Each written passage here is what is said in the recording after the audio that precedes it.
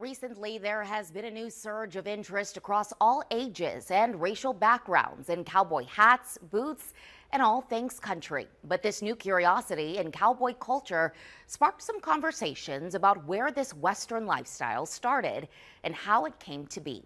Take a look as I saddle up and explore the untold history of black cowboys here in Mississippi.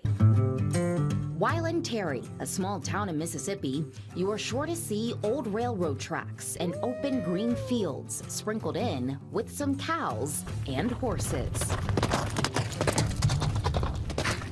Ranches and racetracks are sure sights as well along these rural roads. Andy Wade is a licensed official for the United States Trotting Association and an official starter when it comes to harness racing.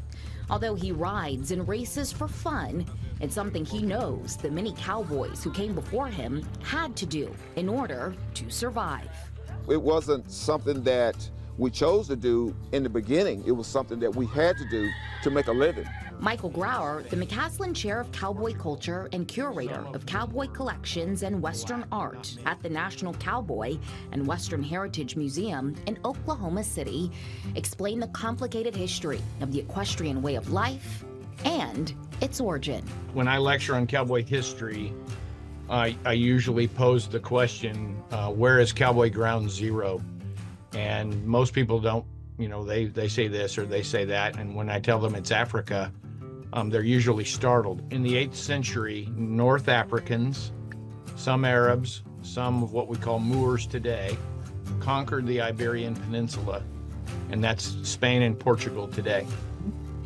They held it for 600 years, and what they brought with them, amongst many other things, was a new way of managing livestock from the back of a horse or a mule, and a new type of saddle. Grauer says when Spanish settlers came to the Americas, they brought that livestock and herding technology with them, eventually incorporating techniques used by West Africans.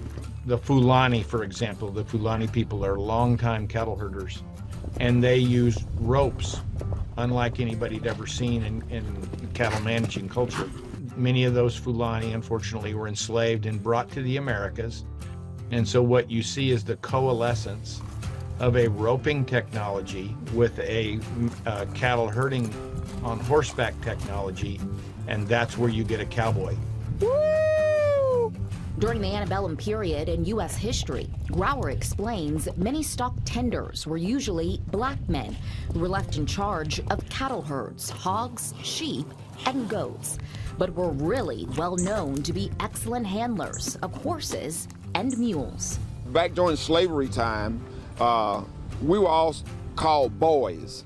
No matter what, boy do this, boy do that. And the ones that handled the cows, they called them cowboys.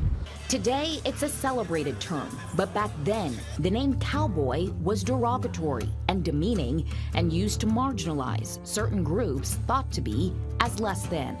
But ironically, it would be black cowboys using their expertise out on the ranch to make daily work life easier who would end up inventing the same techniques white ranch owners saw as entertainment, bringing rodeo to an explosion here in the U.S.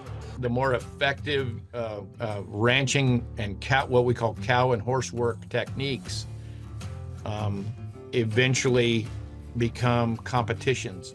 Who can rope faster? Who can rope and tie faster? Who can stay in the saddle for 8 seconds?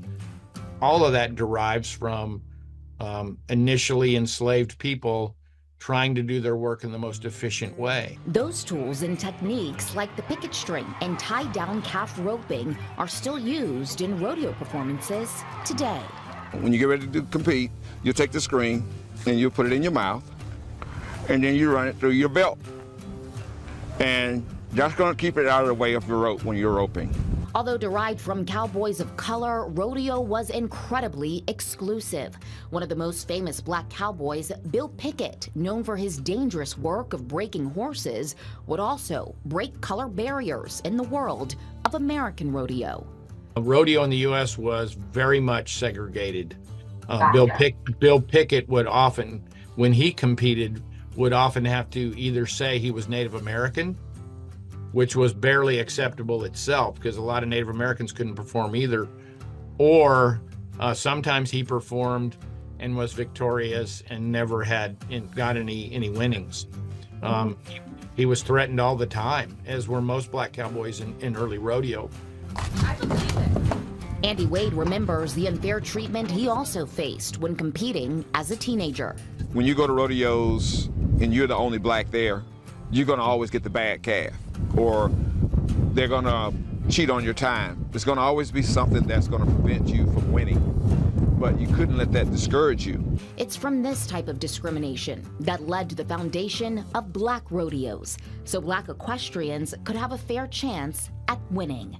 Now it's a standing tradition and a lucrative business, inspiring lasting legacies and new generations.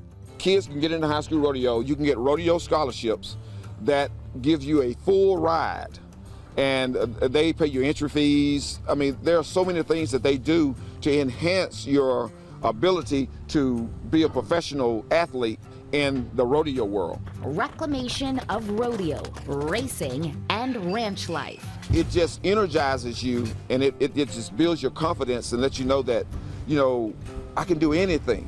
It's a sense of great pride, peace, and freedom, being able to take up space with your boots on in a world that didn't always believe you belonged.